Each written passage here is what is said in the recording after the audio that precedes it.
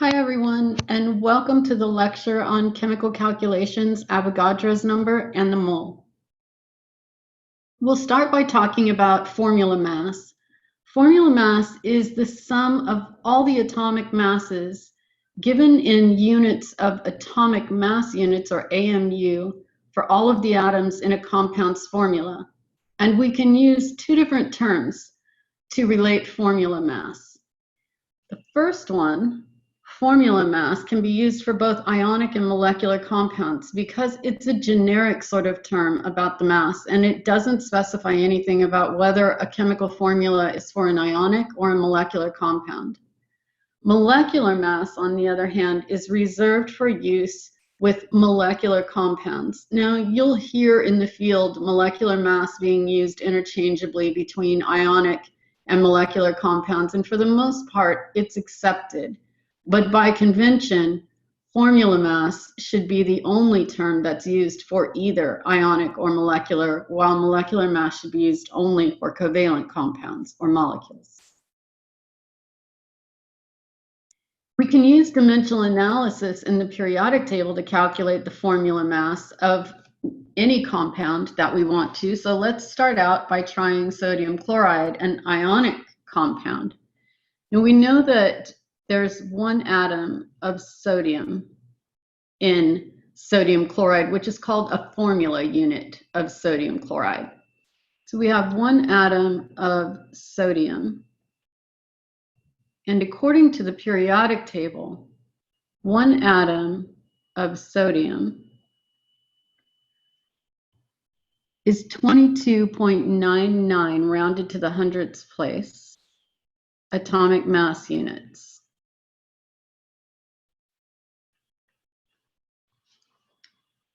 If we cross-cancel the atoms here of sodium, we're left with atomic mass units. And 1 times 22.99 over 1 is simply 22.99. Now we have one atom of chlorine. And according to the periodic table, one atom of chlorine is equal to 35.45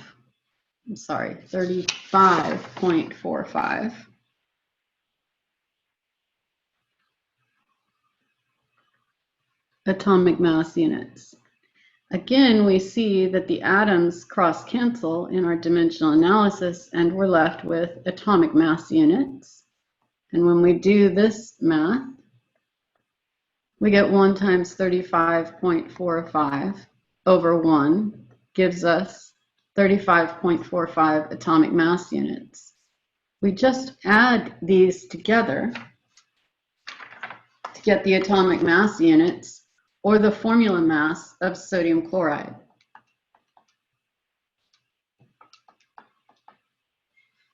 And we see that it is 58.44 atomic mass units. Now let's look at H2O, a molecular compound, and so we could call this formula mass, or we could call it molecular mass after we get done with this calculation. We see from the chemical formula there are 2 atoms of hydrogen. We multiply that by our conversion factor, and from the periodic table, we know that one atom of hydrogen is equal to 1.01 atomic mass units. Our atoms of hydrogen are going to cross-cancel, and we're left with atomic mass units, and 2 times 1.01 gives us 2.02 AMU. We have one atom of oxygen in water, and our conversion factor from the periodic table tells us that one atom of oxygen is equal to 16.00 atomic mass units. So 1 times 16 over 1 gives us 16.00 AMU. And now we add these together, and we get a total of 18.02 atomic mass units as the formula mass, or the molecular mass, of water. And here is the solution for that previous slide. I want you to notice that on this solution, on this slide, the numbers from the periodic table were all rounded to the tenths place, while I rounded to the hundredths place. And you see that the values that we got for formula mass and molecular mass are no different than what we saw on the previous slide. I generally ask students to take the rounding from the periodic table to the hundredths place, but the tenths place is perfectly acceptable as well.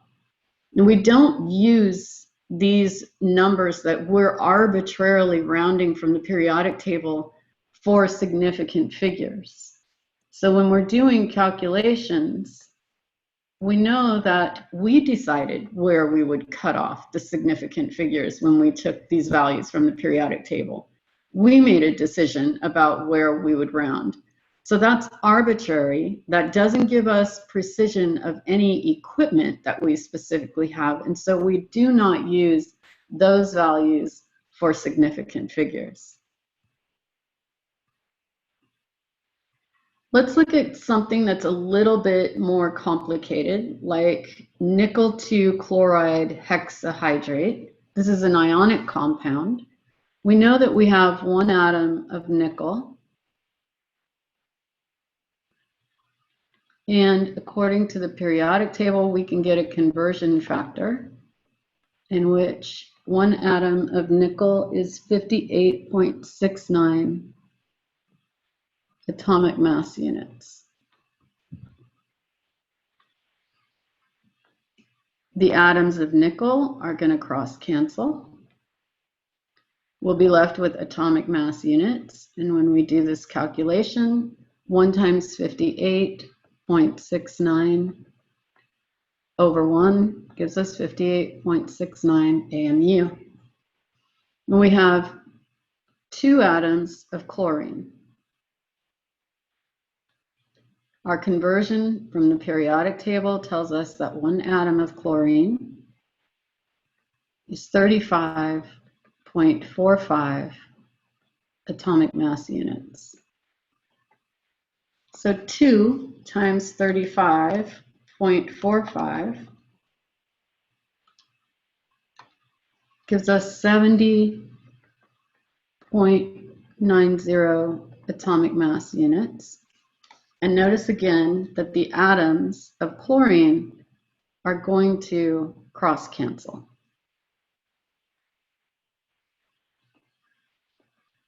Next, we have hydrogen.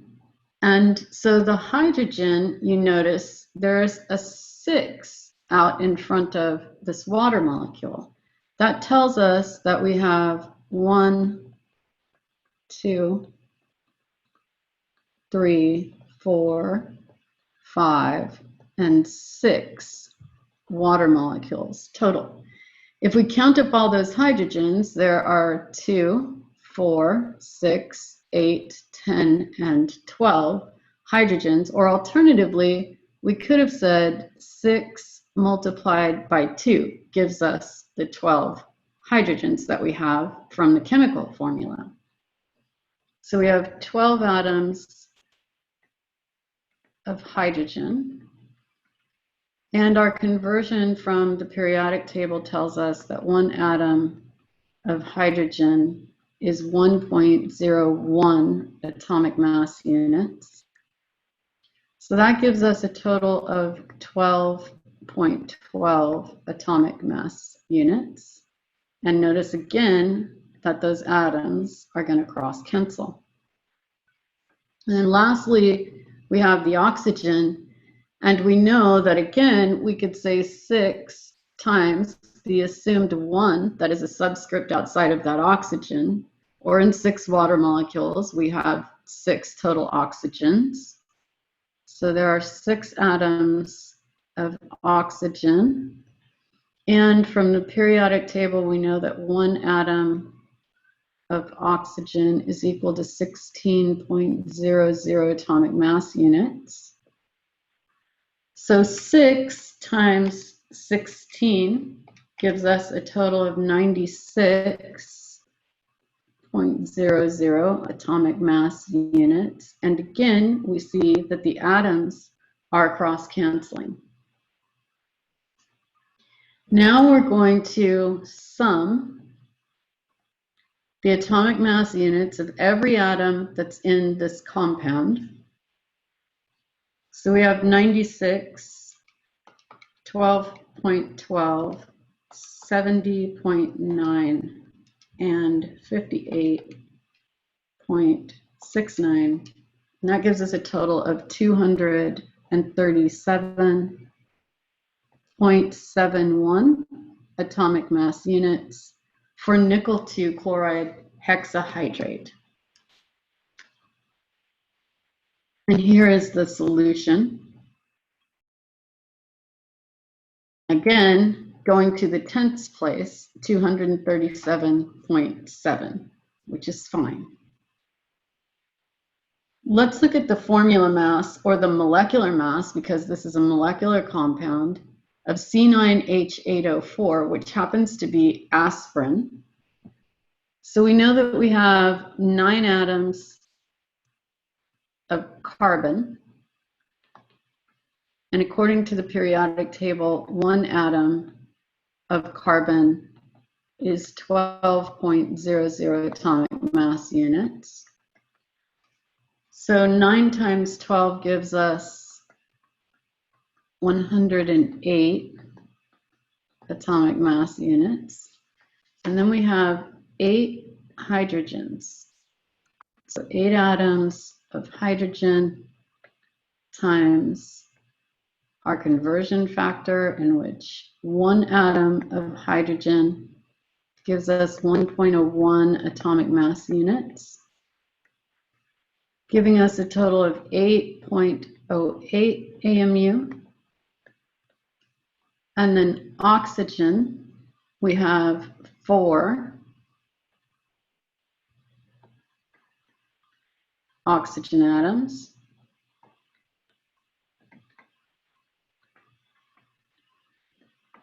And according to the periodic table, 1 atom of oxygen, 16.00 atomic mass units. So 4 times 16 gives us a total of 64.00 AMU. And now we're going to add all of these together.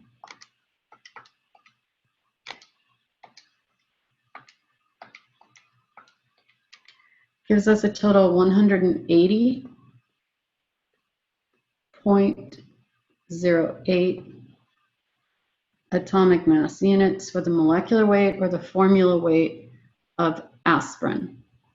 Now notice again that all of the atoms are cross-canceling.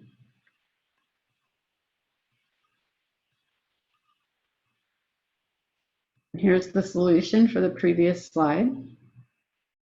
180.0 atomic mass units.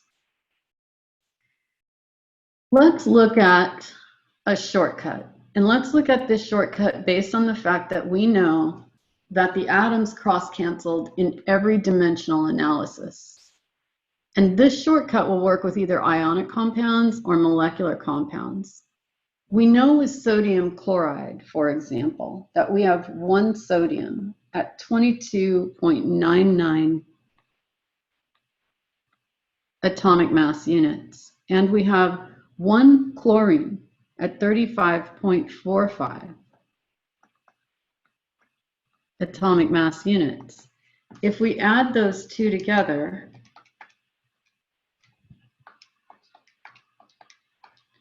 we get 88.44.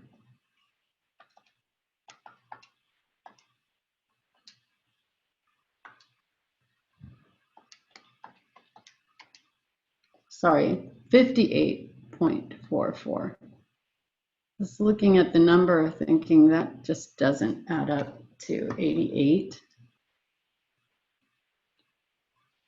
So you all should also do that. When you're doing calculations, look at the number, the numerical values you get, and ask yourself if that makes any sense. Because when I just calculated 88, I knew that you can't get 88 from approximately 23 and 35. It doesn't add up. So we get 58.44, which is the same that we got on a previous slide. And now let's look at nickel 2 chloride hexahydrate. We know that we have one nickel. And so according to the periodic table, that one nickel is 58.69 atomic mass units. We know that we have two chlorines. And so we have 2 times 35.45. And then we have 2 times 6 is 12 hydrogens. So that's 12 times 1.01.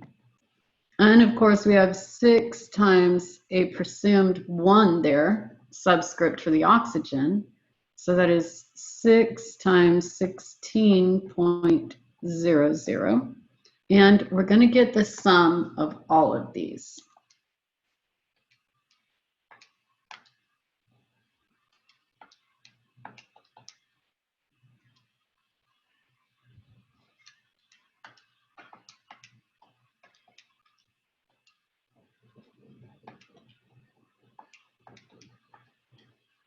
And what I get is 237.71 atomic mass units as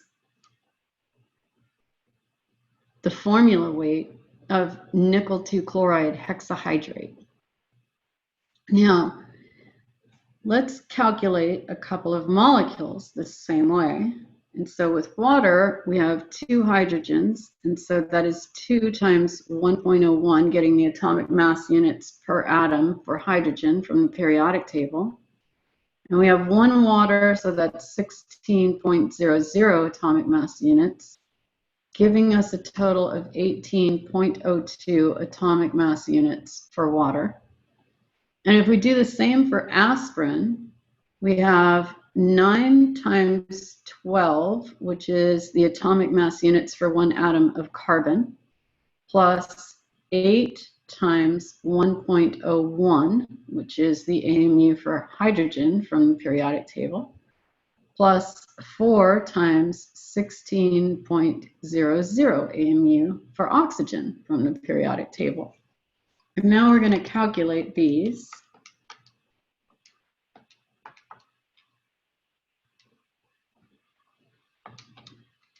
And we get 180.08, which is the same atomic mass units that we got on a previous slide when we used dimensional analysis in a long form. And again, we can just take this shortcut because we know that all of the atoms are going to cross cancel. And here's the solution for the previous slide. This brings us to talk about the mole. Now, moles are very, very important in terms of chemical calculations because moles are a universal unit. In other words, we're going to see in a lot of conversion factors the mole. And because of that, we can use the mole to calculate all sorts of different chemicals because we have this universal unit that we see associated with things like molar mass, things like Avogadro's number, and later on you're going to see that's associated with molarity, molality. So we see that we have the mole as a universal unit in all kinds of complicated chemical equations. And if we can get to the mole, we have a way to compare one substance to another substance with ratios. A mole is the amount of substance that contains as many atoms, molecules, or ions as there are in exactly 12 grams of carbon-12. So what does that mean? That means that 12 grams of C12 is equal to 1 mole. And now we can use that to write a conversion factor. So for example, we could say 12 grams of C12 over 1 mole is equal to 1 mole over 12 grams of C12. And this is no different than saying 12 over 1 dozen is equal to 1 dozen over 12.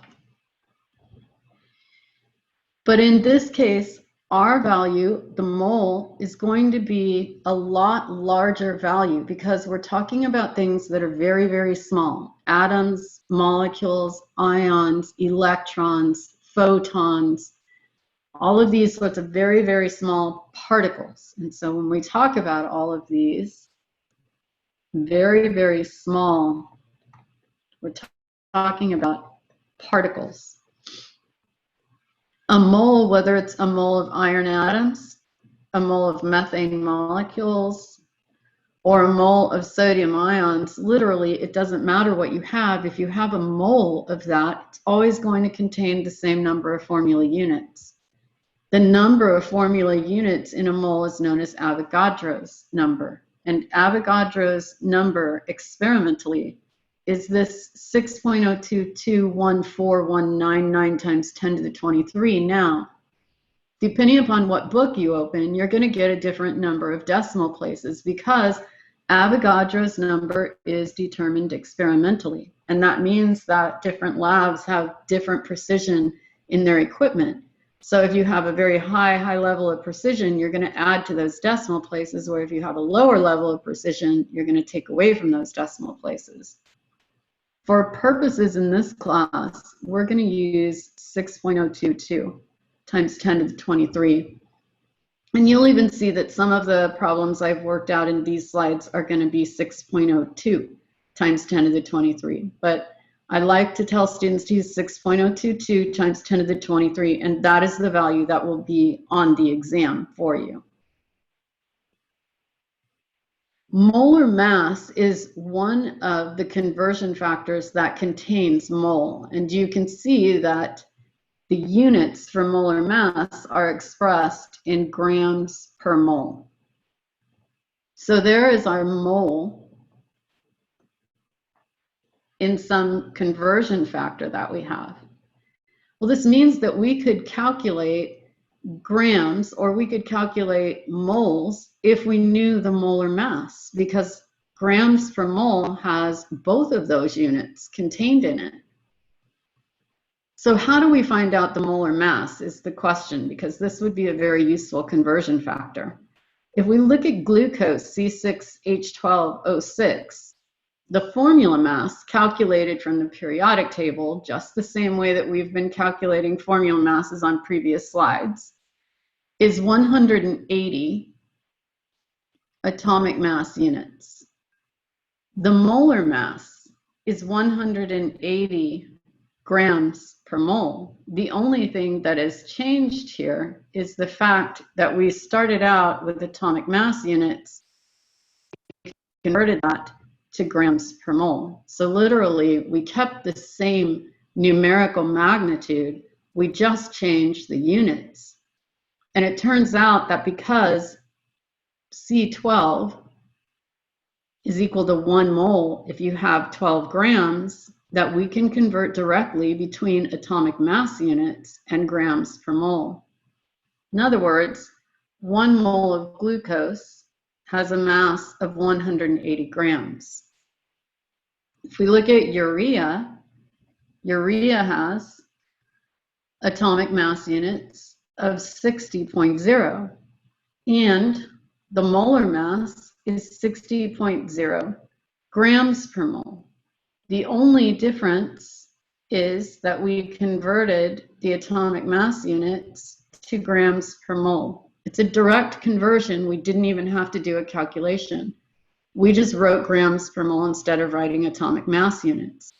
In other words, 1 mole of urea has a mass of 60.0 grams. This is going to be really useful in terms of doing chemical calculations, because all we have to do is go to the periodic table, calculate the atomic mass units, and we automatically have the molar mass, grams per mole. So we can use this to calculate between grams and moles, because this unit conversion contains both of those units, grams and moles. So if we had grams of A, we could convert to moles of A using molar mass. Or if we had moles of A, we could convert to grams of A using molar mass. So let's do a conversion between grams and moles. And again, if we're going from grams to moles or moles to grams, we're going to use the molar mass. We want to calculate the number of moles of iron that there are in 50.0 grams of iron. This is a very straightforward problem to start with, because we only have the one numerical value and set of units. What we need to realize is that what we're looking for here are moles of iron. And what we're starting with are the grams of iron. So we write out that we have 50.0 grams of iron. And if we don't know anything else, we can still get started with our first conversion factor, because we do know we don't want grams of iron. So that's going to go on the bottom so that we can cross cancel it. With molar mass, we know that we can calculate the atomic mass units from the periodic table, and then all we have to do is change the units. So for iron, 1 mole is equal to 55.85 grams. And now notice that the grams of iron cross cancel. We're left with moles of iron, and that is exactly what the question is asking us for. So now all we have to do is the calculation, which is 50.0 divided by 55.85.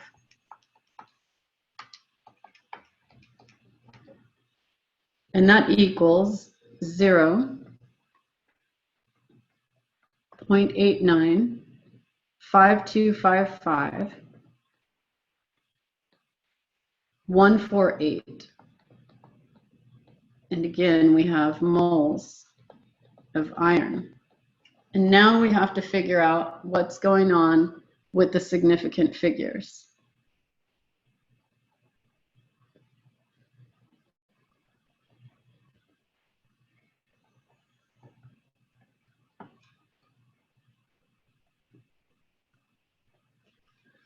So we only have the one value. As I said earlier, we don't use these data values that we calculate from the periodic table for atomic mass units or molar mass, because we arbitrarily cut off wherever we decided to. So that's not a level of precision associated with our data values. The only data value we have here that we can use, in fact, is 50.0 grams, and that is 3 sig figs. So that puts us right here. We evaluate the next digit over. It is 4 or less, so we drop those numerical values, and our answer is 0.895 moles of iron. Now we want to calculate the number of moles of water in 36 grams of water. So the only value we have to start with here is the 36.0 grams. So that's easy enough to get this problem started. 36.0 grams of H2O. And we're after moles of water. That's what we're interested in. And we know we can get from grams of water to moles of water using molar mass. So if we don't know anything else, we do know one thing. We don't want to keep grams of water, so that's going to go on the bottom so that we can cross cancel it. And we know that 1 mole of water can be calculated from the periodic table.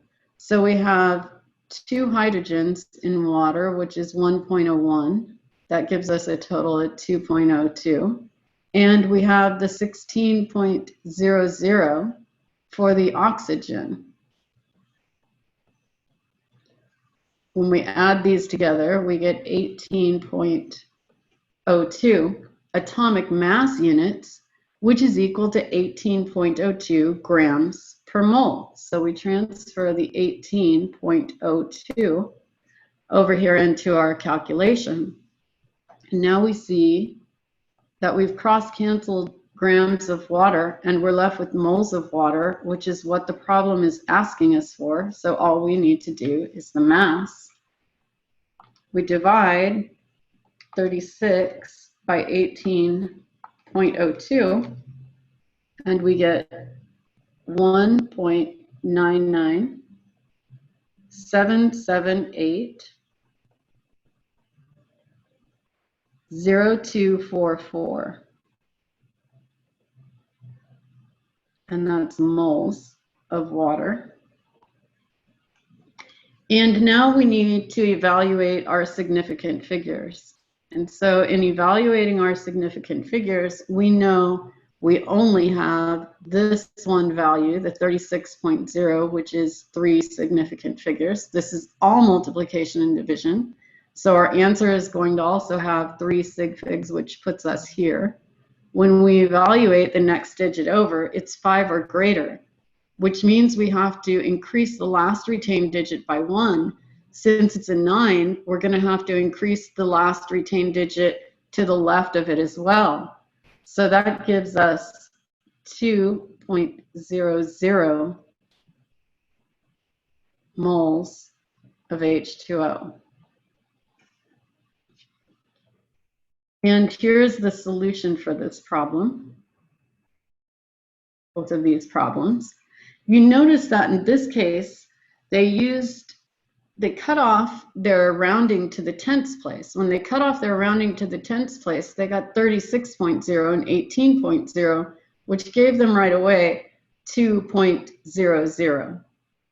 Either to the tenths place or the hundredths place is fine. It's just that the hundredths place can give you a little bit better numbers because you can get a little more accurate with it.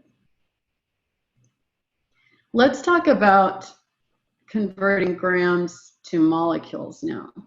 We know that we can't go straight from grams to molecules, but we do know we can go from grams to moles using molar mass, and then we could go from moles to molecules using Avogadro's number.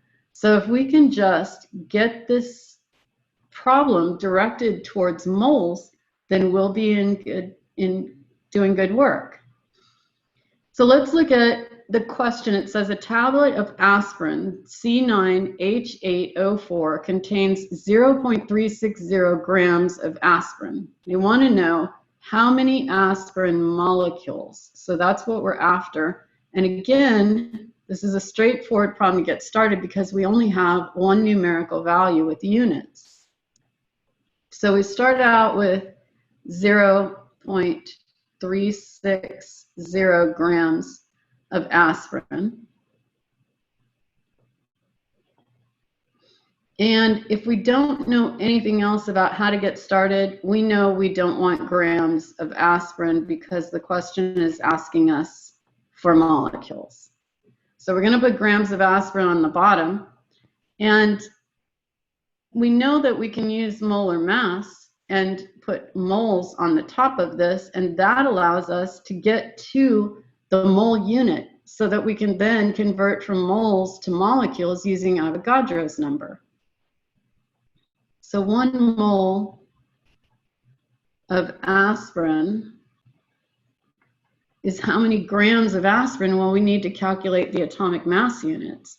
So we can go over here off to the side and calculate that. We know that we have 9 times 12 for the carbon, and we have 8 times 1.01 for the hydrogen, and we have 4 times 16 for the oxygen, and then we'll just sum all of that. So we have 108, and we have 8.08 and 64. And when we sum that,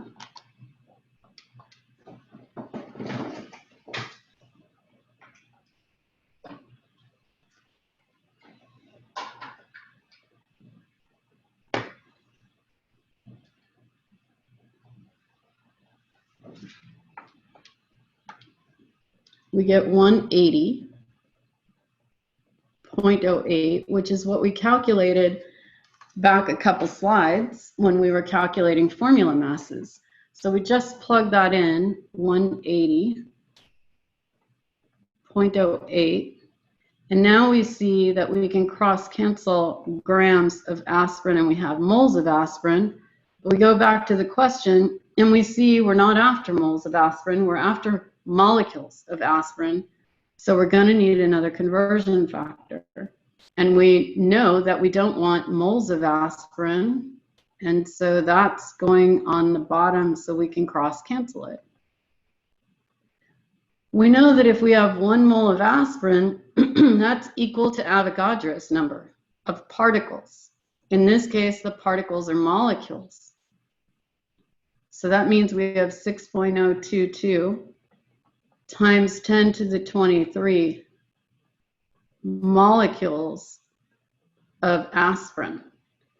And we can see that we cross-canceled moles of aspirin. So now at this point, we just do the math. And to plug this into your calculator, it's going to be 0.360 times 6.022, which is the coefficient, EE 23 equals, because we want the product. And then we're going to divide that product by 180.08.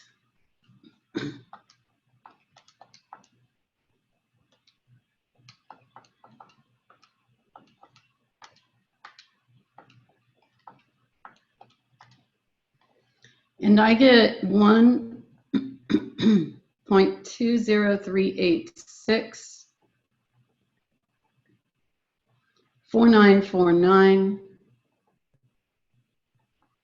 times 10 to the 21. Again, these are molecules. And now we need to take care of the significant figures. And again, for the significant figures, we only have the 0.360. We're not using Avogadro's number because you saw how the decimal places can increase or become less. So that is not a data value that is associated with any level of precision for this question. In fact, for this question, if we were in the lab, the only data value we would have is this mass over here that we measured, 0.360. So that is 3 sig figs. This is all multiplication and division. And so our answer is going to have the same number of significant figures as the data value with the least number of sig figs. And we only have one data value. So our answer has to have 3 sig figs. That puts us here. We evaluate the next digit over, which is the 3. It is 4 or less. So that means that we lose all of those values. And our answer then becomes 1.20 times 10 to the 21. And again, this is molecules.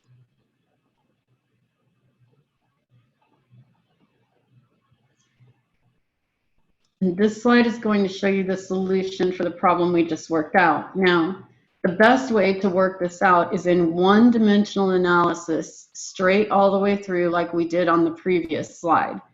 They do it here, or I did it here, in 2 different steps, just to show you what we're doing is finding the universal unit, which is moles. So we're going to convert from the grams to the moles.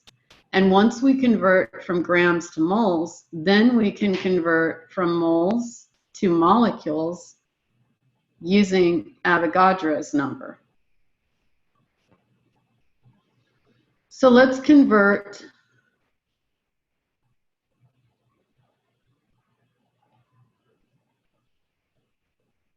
I'm going to leave this one for you to do because, again, this is how many molecules of H2O are in 40 grams of H2O. And so this is literally just the opposite of what we just did. And so I'm going to leave this one for you to try and practice on your own. There are some hints there, and there is a solution if you get stuck.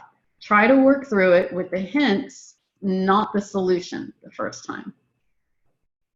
Let's look at this one because now in this one, we're converting from grams to atoms. And so again, we're going to use molar mass because in order to get to atoms, we're going to have moles because we need to go from moles to atoms using Avogadro's number. So we want to calculate the number of atoms in 50.0 grams of iron. We only have the one value with units, so that's where we're going to start, and we're after the atoms. So 50.0 grams of iron. And if we don't know anything else about getting started here, we know we don't want grams of iron. So we can use molar mass, that is 1 mole of iron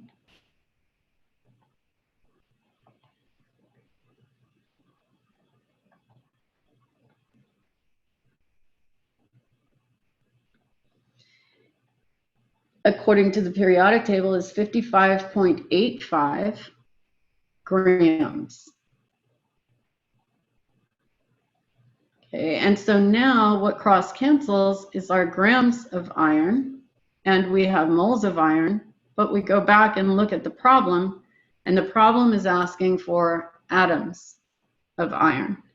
So we need another conversion factor, and this time we're going to put moles of iron on the bottom because we know we don't want moles of iron, we want atoms of iron. We know in 1 mole of anything there is 6.022 times 10 to the 23. And in this case, our particles are atoms. So we have 6.022 times 10 to the 23 atoms in 1 mole of iron. Now our moles of iron are going to cross cancel, and we can just do the calculation, and we'll have the atoms. So we have 50.0 times 6.022 EE 23 equals, and then divided by 55.85.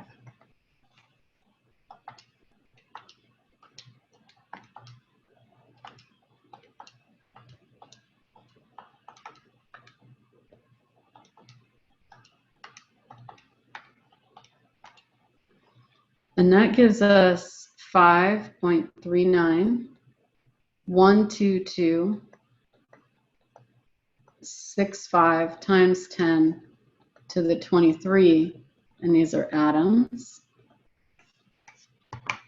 And now we need to look at the significant figures.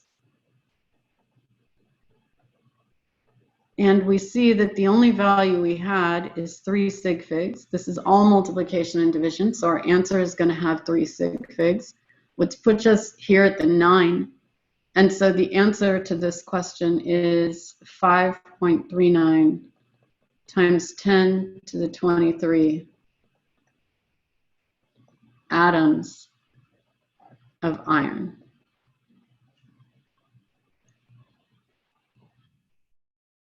And here is the solution.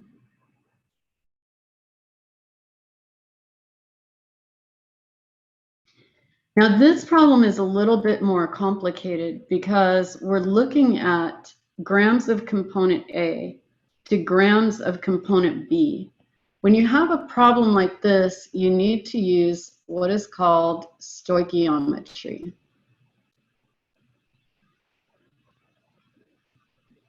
Stoichiometry is a mole to mole ratio. And using a mole-to-mole ratio, we can go from one component to another component in a chemical calculation. So this question is asking how many grams of nitrogen. So this is what we're after. We're after grams of nitrogen are present in 0.10 grams of caffeine. So again, we only have the one value, so that makes this fairly straightforward to start out. So I'm going to start with 0.10 grams of caffeine. And if I don't know anything else, I know that I don't want grams of caffeine, so I'm going to put it on the bottom so that I can cross cancel it right away. I know that in order to use this stoichiometry and this mole-to-mole ratio, I have to have moles. So I'm going to use molar mass so that I can get from grams of caffeine to moles of caffeine. And so I know in 1 mole of caffeine, I can calculate how many grams. So I can go off over here to the side, and I can say I have 8 carbons, so that's times 12. And then I have 10 hydrogens, so that's times 1.01. I have 4 nitrogens, so that's times 14. And I have 2 oxygens, so that's times 16. And then I'm going to calculate all of this. So the 8 gives me 96, and this is 10.10. And the 4 times 14 gives me 56. And then 2 times 16 gives me 32. So I add all of this up.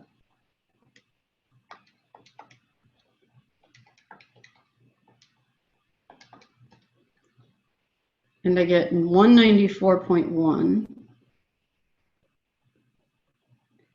I'm just going to recalculate it, and of course that's atomic mass units, just to make sure, because if I mess up at this point, then my whole problem is wrong, and I will have done all the work for nothing. And often students mess up right here at this molar mass calculation. So it's 194.10 atomic mass units that I get, and as you know, that is 194.10 grams per mole also, because all we do is change the atomic mass units to grams per mole units.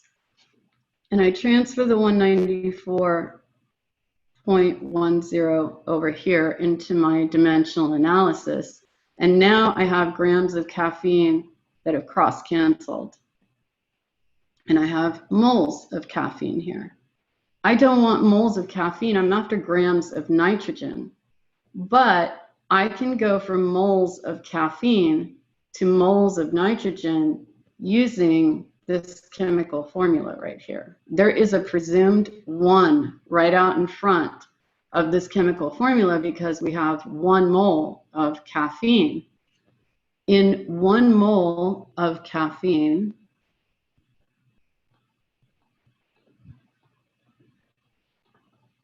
there is 4 moles of nitrogen. And I know that because of this 4 right here, the subscript of 4, that's by the nitrogen. So I can use that mole-to-mole ratio, which is called stoichiometry, molar stoichiometry, or molar ratios. And I can say, okay, 1 mole of caffeine, which will allow me to cross-cancel moles of caffeine, has 4 moles of nitrogen.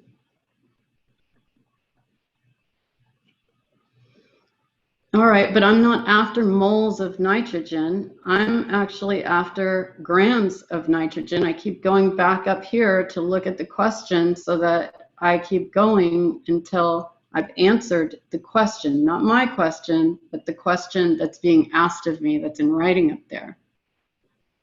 Can I go from moles to grams of nitrogen?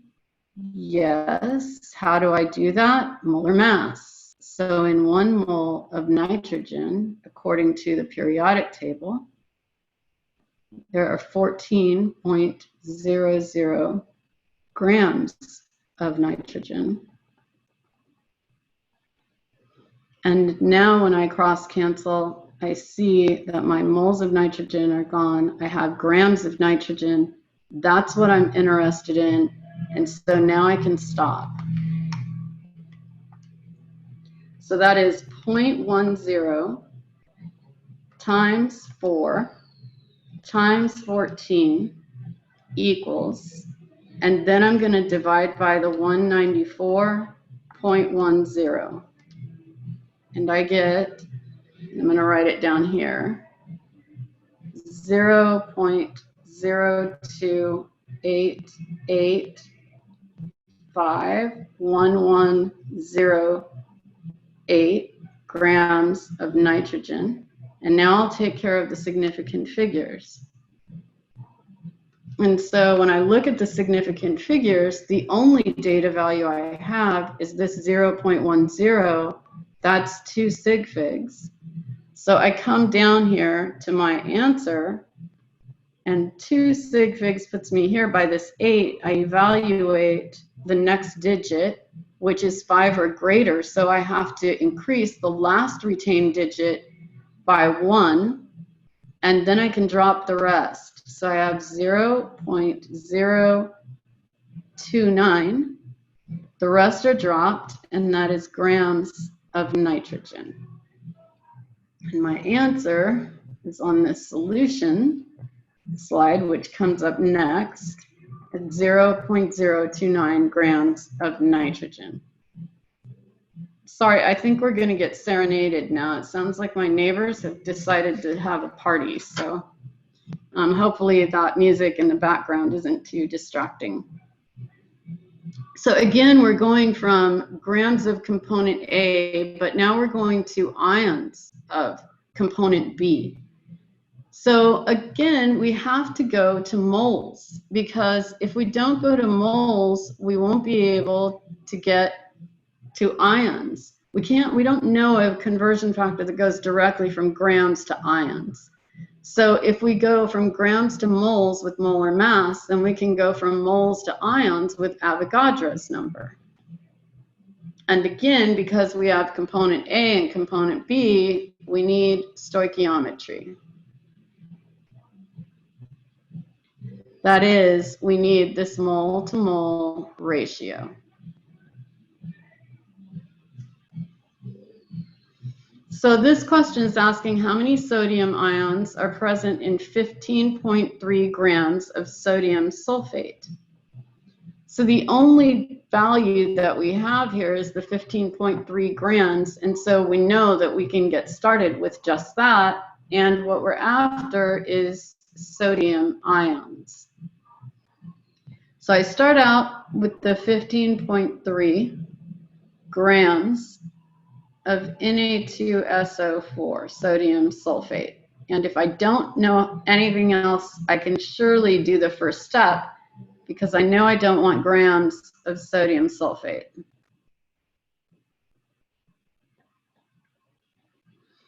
If I go from grams to moles so that I can use the mole to mole stoichiometry, then 1 mole of Na2SO4 is equal to the same number of grams of Na2SO4 as atomic mass units. And so I can go off here to the side and calculate that.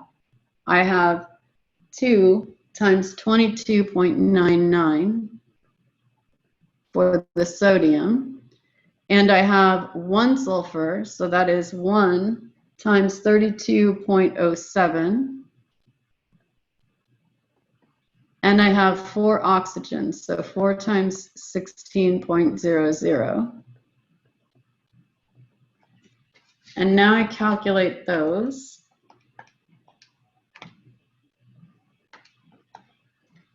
$45.98 for the sodium, 32.07 for the sulfur, and 4 times 16 gives me 64 for the oxygen.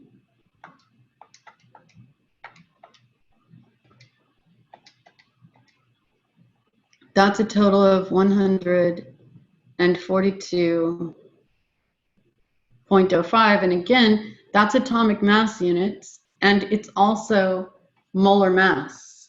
So I plug that in for my grams, and I have 142.05 grams per mole for my molar mass. I see that the grams will cross cancel here, but I need another conversion factor because I don't want moles of sodium sulfate. I'm after ions of sodium. I do know, though, that I can use stoichiometry. So in 1 mole of Na2SO4, there are 2 moles of sodium. And now my moles of Na2SO4 are going to cross cancel. I don't want moles of sodium. I'm headed for ions of sodium. So I know that in 1 mole of sodium, there are 6.022 times 10 to the 23 particles, and in this case, the particles are sodium ions. I cross cancel moles of sodium. I'm left with sodium ions, which is what I'm after, and so now all I have to do is the math. So this is going to be 15.3 times 2 times 6.022 EE 23 equals, and then divided by, because I want a product to divide by, 142.05. And then I hit equals again.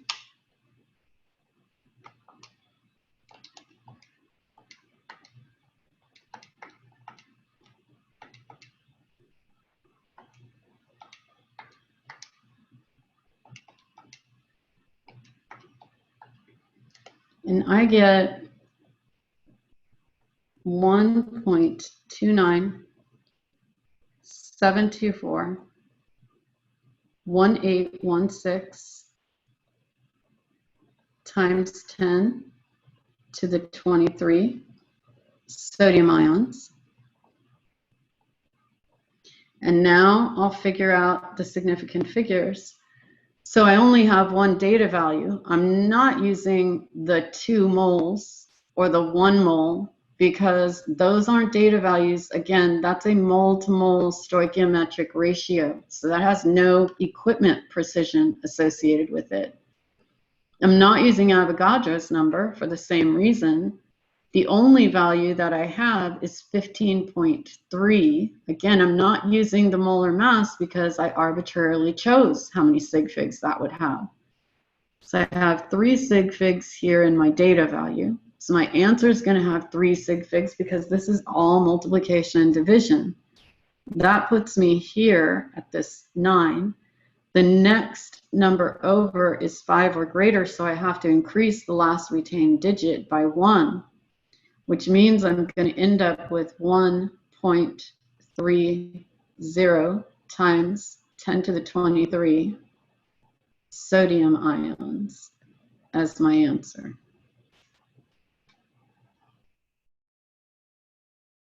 So here is the solution on this slide.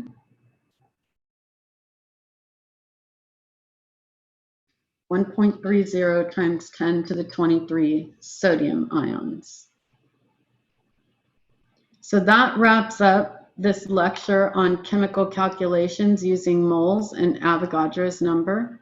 If you have any questions, you can email me, or better yet, bring your questions to Chem at Night on Tuesday or Wednesday evening, and we can work them out all together.